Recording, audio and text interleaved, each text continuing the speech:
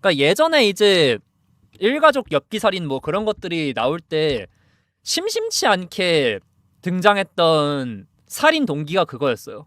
가족들이 웃는 소리가 들리는데 그게 나를 비웃는 것 같았고 나는 그걸 가질 수 없어서 화가 났다. 누군가의 입에서 한 번은 들어본 것 같죠? 실제로 생각보다 꽤 자주 있었던 레퍼토리기도 하고. 맞아, 힘든 상황에 대해서 불만은 쌓이고 그런데 탓할 사람이 없는 거야.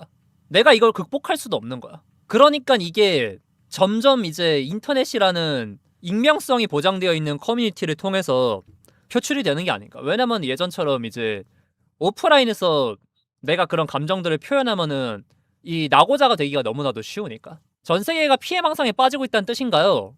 피해망상? 아 근데 뭐 어쩌면 맞는 말이죠. 피해망상보단 피해의식이라는 단어를 조금 더 쓰고 싶기는 하네요. 전 세계에서 나치 같은 극우 정권들이 일어나는 것도 그런 이유에서 같아요. 맞아요.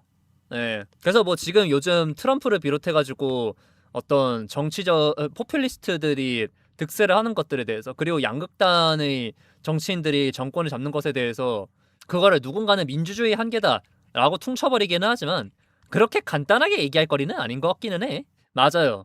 외부의 적을 만들었을 때 사람들은 저 멀리에 있는 곳을 향해 불만과 분노를 표출할 수 있었고, 그렇게 단합하고 그리고 자기의 삶으로 돌아왔을 때 행복하게 살 수 있었어요. 왜냐면은 상대 나라를 탓하면 되니까. 우리가 못 사는 거는 저 새끼들 때문이야. 우리가 이렇게 문제가 생겼네? 저 새끼들 탓이야.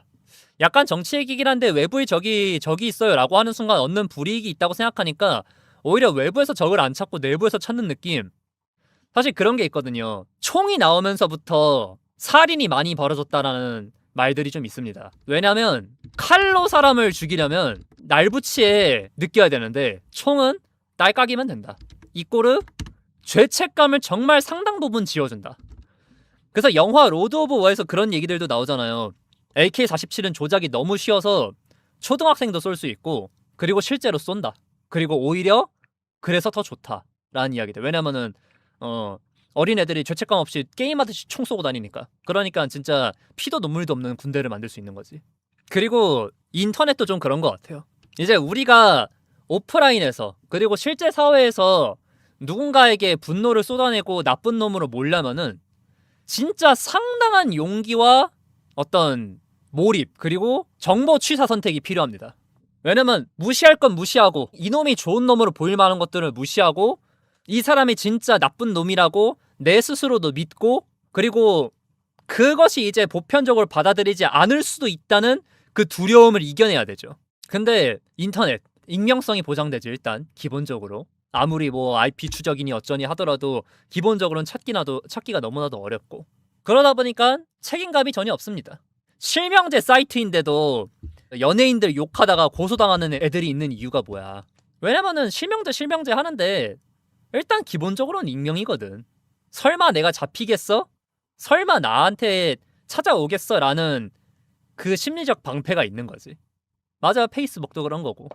진짜로 그 구글에서 별로 협조 안 하는 그 유튜브 같은 경우에는 더 말할 것도 없고, 그리고 더불어서 상대가 안 보여요. 내가 이렇게 말을 했을 때 상대의 반응이 즉각적으로 잘 안 보입니다. 보이더라도 2D로 보여요. 공기의 흐름이 느껴지지 않아요. 그러니까 더더욱이나 손쉽게 얘기를 하게 되는 거지. 그러다가 사람 죽었다 그러면 그제서야 이게 게임 속 이야기가 아니구나 라는 걸 이제 뒤늦게 자각을 하는 거지. 그런데 이게 정말 무서운 거는 인터넷이 저렇게 돼버린 지가 너무 오래되다 보니까 어느 순간부터는 현실에서 그게 재생산이 돼요. 왜냐면 인터넷을 진짜 이 전 세계 인구의 대부분이 하고 있는데 그 본인도 이제 보면서 그래도 이건 좀 아니지 않나 라고 생각하면서도 거기에 슬금슬금 물드는 거야. 어떤 뭐 남초 여초 커뮤니티를 쭉 하고 있다 보면은 자연스럽게 그쪽에서 사용하는 용어나 이런 것들이 물들 수밖에 없어요. 나라고 예외는 아니고. 그래서 저도 가끔 스스로에게 깜짝 놀랄 때가 있어요. 이제 뭐 어떤 상황에 대해서 보다가 얘 뭐 이런 거잖아 라는 생각이 드는 순간 흠칫 놀래. 와, 나도 이제 그냥 이런 단어로 이렇게 생각하는 게 그냥 너무 당연하고 자연스럽구나 라는 생각이 들어가지고. 그리고 이거는 이제 인터넷 문화와 또 반대로 제가 이제 방금 그 얘기했잖아. 이제 살기는 편해졌는데 부모 세대를 넘어설 수는 없는 세상이 됐다. 이게 반대로 말한다면 무슨 소리냐면요.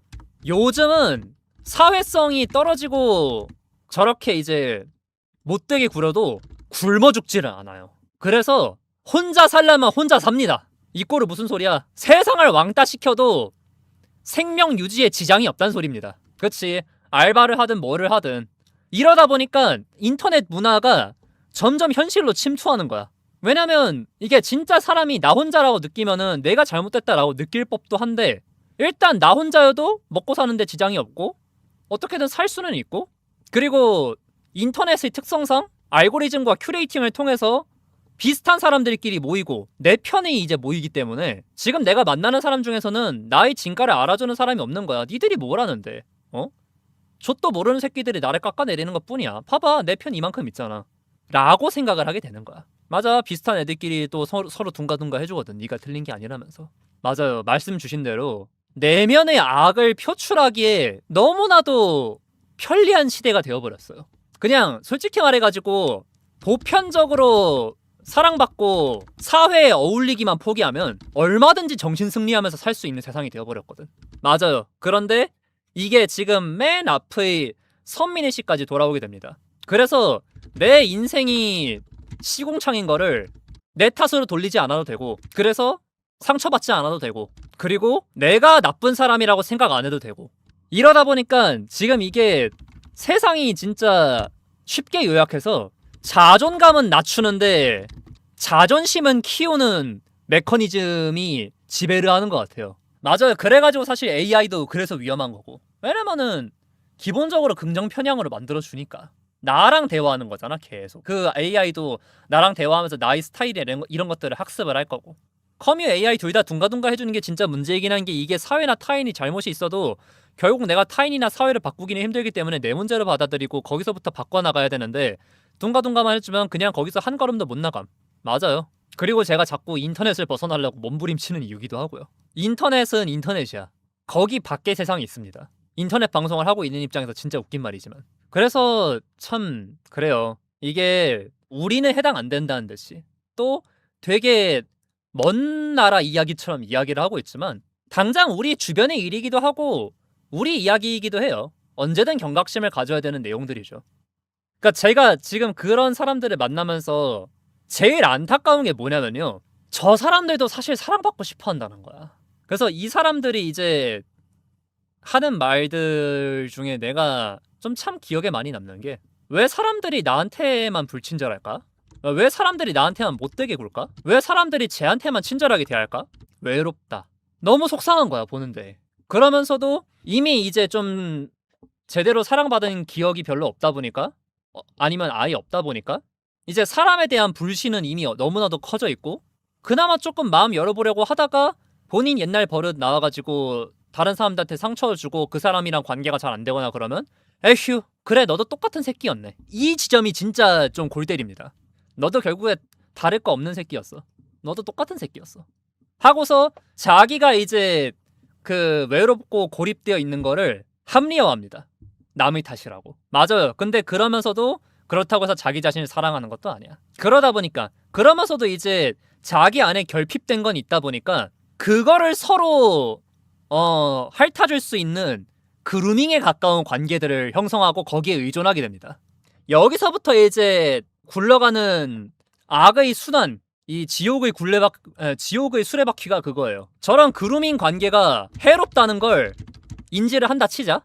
인지를 못하는 경우도 있지만, 그래서 벗어나서 일반적인 관계를 가져보려고 노력해. 근데 맞아요. 근데 비판에 대한 내성이 아예 없어서 자기를 진정으로 사랑해주는 사람을 만나도 어느 순간에는 그 말을 하게 돼요. 너 왜 내 편 안 들어줘? 그리고 아까 말했던 그 얘기를 하게 되지. 왜 나 나쁜 사람 만들어? 너도 똑같은 새끼였네? 해서 결국 다시 그 그루밍 관계로 복귀합니다. 그냥 미쳐버리는 거야. 저거를 이제 이 악의 그 순환을 끊을 수 있는 거는 본인밖에 없는데 본인이 그걸 절대 못해요. 맞아. 토론이 안 되고 피드백이 안 되고. 그래서 이제 제가 최근에 얘기했던 나는 예술가가 싫다 영상이랑 이제 좀 이어지는 얘기들인 거지. 지금 약간 겹치는 대사들이 좀 있죠. 왜 나 나쁜 사람 만들어? 그런 것들. 그래서 그냥 속상하다는 생각들이 좀 많이 드는 것 같아요. 왜냐면 저 사람들이 못된 게 아니야. 나쁜 사람도 아니야. 근데 나쁜 짓을 할 뿐이야. 모르겠어요. 이게 그렇다고 해서 저 사람들을 다른 사람들이 평생 품어줘야 될 이유는 없지. 당연히. 그것도 이제 감당할 수 있는 한계가 있는 거고, 그리고 그거는 다 개인에게 어느 정도 할당할 수 있는 수준이 다 따로 있으니까. 그런데 예술은 하지 않는데 예술병 걸린 사람들이 점점 늘어나고, 예술가 기질 있는 사람들이 점점 늘어나고, 그리고 그런 사람들이 점점 집단이 커지고 목소리가 커지고 그러는다면 결국에 어느 순간 그거는 우리에게 다 짐으로 돌아온다. 그치? 그래, 딱 그거예요. 길고양이 같은 사람들이에요. 요즘 길고양이가 사회적인 문제인 이유가 뭡니까? 길고양이 밥 줘서 그렇잖아. 심지어 길고양이를 보호해주잖아. 눌러 앉아가지고 자기 역할 안 하고 친절하게 굴어도 핥히고 그러는 고양이들은 예전 같으면 밥 굶고 죽었습니다. 그런데 인간이 그 자연의 순환에 개입해가지고 지금 길고양이가 넘실대게 되었고, 그걸로 인해서 피해를 우리가 보고 있죠. 그러면은 방금 얘기했던 그런 사회성 떨어지는 사람들도 도태돼야 한다는 이야기를 하는 건가요? 그렇게까지 말하면은 나는 이제 진짜 개쓰레기가 되는 거겠지만, 도태될 수 있다는 위기의식 정도는 주는 시스템이 좀 필요해. 이게 사람이 안 급하니까 저래도 되는구나가 되고 있잖아. 무슨 짓을 하든 간에 먹고 살기는 해주는 게 그게 마냥 좋은 얘기가 아니야. 키자니아 마냥 학생 때부터 일 시키면서 직업 체험 시키면서 성취감을 느끼게 해야 돼. 그치? 물론 이렇게 시스템을 박차고 나와가지고 자기 일하고 있는 사람이 하는 말이라서 되게 공허하게 들릴 수도 있어요. 너도 엄밀히 말해가지고 그런 직장 생활이나 그런 거 안 했잖아 라고 하면 할 말은 없지. 근데 어쨌든 간에 그렇다는 거야. 맞아. 그래서 이게 또 한편으로 본다고 하면은, 그래서 함부로 동정하면 안 돼요. 오히려 그냥 자기 자신을 책임지는 게 당연한 거고, 그러니까 약간 그런 거지. 노숙자한테 적선을 하지 말고 일자리를 알선해주라 그러잖아. 약간 그런 거 같아. 물고기를 주는 게 아니라 물고기 잡는 법을 가르쳐주는 그런 것들이 필요하지 않는가. 약간 그런 생각들. 어릴 때 구두 닦거나 흰머리 뽑고 용돈 받던 시절이 생각나는구만. 저도 이제 아버지 흰머리 하나 뽑으면 100원씩 받고 그랬었는데. 근데 뭐 제가 이런 이야기들을 해봤자 사실 저는 너무나도 미약한 한 사람일 뿐이고, 세상이 이미 이렇게 굴러가고 있는 거는 어쩔 수가 없고, 심지어 지금 그 나라에서도 오히려 그렇게 목소리만 떽떽 키우는 자칭 약자들을 더 아껴주는 것들이 너무나도 눈에 보이고, 좌우 가릴 것도 없이. 그래서 앞으로 이제 세상이 더 이렇게 될 거라는 걸 생각하면은 대체 어디서부터, 그러니까 우리는 그러면 어떻게 해야 되는가 라는 생각들을 좀 하게 됩니다.